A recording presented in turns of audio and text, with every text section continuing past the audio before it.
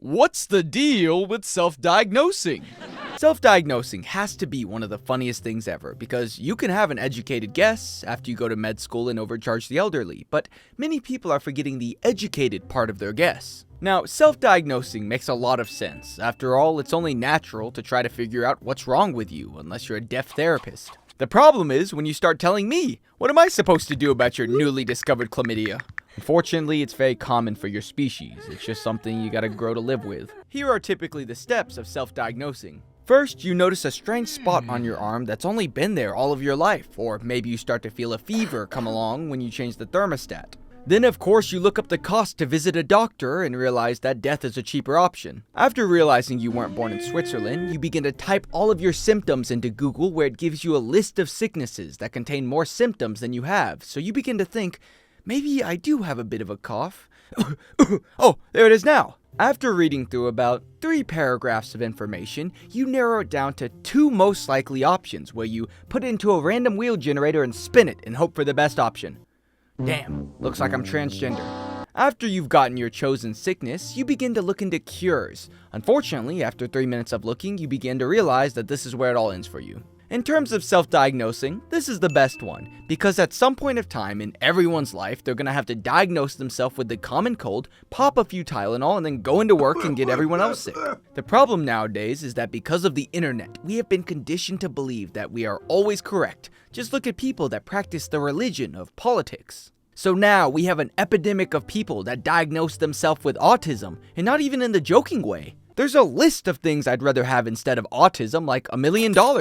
Back in my day, nobody wanted to ride the short bus, but I guess kids are so environmentally conscious nowadays that they realize that short buses have better carbon emissions. Now instead of a disability, it's a quirky trait that comes in the form of percentages from online tests, or videos that say, top 5 signs that you have ADHD, and the signs are like, sometimes you lose things occasionally. Unless you're Isaac Newton, everyone loses things occasionally. Then they have the nerve to say that they don't like trains or dinosaurs. You don't have autism, you're LARPing. How are you gonna say you're autistic if you don't like grilled cheeses and spelling bees? That's like being a Viking and not liking slavery. When I was in high school, this was beginning to become a thing, and I used to think, damn, I wish I was getting laid right now. Oh, and yo, what's this bitch tripping about?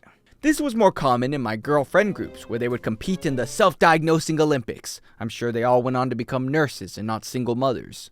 Believe it or not, they became both. Saying how hard their life was gave them a sense of pride. Oh yes, I may be missing a chromosome, but not my delusion. I'm still insulted by this, because for every 3 to 4 males diagnosed with autism, only 1 female is diagnosed. How dare they appropriate my gender's culture? I think the most impressive part was how they made the most normal traits sound clinical. I don't procrastinate. I have temporarily delayed productivity disorder. It's not a job interview, just say you bagged groceries. I think this came from all the posters we saw in school that said, disability? No, this ability. Okay, well your disability is low income. Then celebrities started coming out saying, I have a disability, like when Charlie Chaplin did it. But the whole purpose wasn't to show how their disability made them successful, but how they overcame it. Like how fat women become models, or how short men get married. I think the most common self-diagnosis is ADHD, and I blame YouTubers for this because every single one of them made the same video with the same pauses. Hey guys, I knew for a while that I used to have problems sitting down in school. And my mom always told me that there was nothing wrong with me, but I recently discovered and I was diagnosed with ADHD. When I was younger, I realized that I always had a problem sitting down in school. And my mom always told me that there was nothing wrong with me, but recently I was diagnosed with ADHD.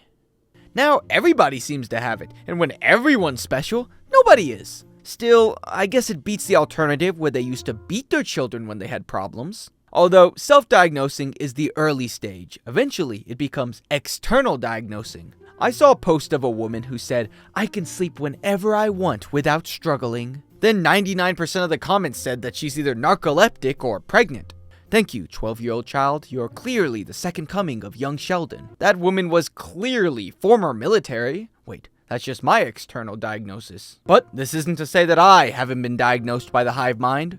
I've been streaming for a while, where I have, for some reason, these are the kind of, yeah, constantly been told that idiocracy, that might be it, probably have dyslexia, which clearly I don't have. This is because when I stream, I feel like I'm looking at Nagasaki. I'm not dyslexic, I'm embracing my Asian heritage. A lot of people self-diagnose like myself because it's a lot easier than going to a doctor. If you really need money for a hospital checkup, then in my bio is a link to my PayPal account, and if you send me money, God will bless you! Do you see how stupid that sounds, Joel Osteen? Or, just make a GoFundMe and then lie on Facebook. That usually pays the bills. In conclusion, if you really think there's something wrong with you, just go to a doctor or ask ChatGPT. You get the same answer anyways. Hello, Outro Lunar here. Click here to check out my Twitch channel where I stream every weekend. Click here to check out the most recent video. And click over here to check out the recommended video. Okay, goodbye.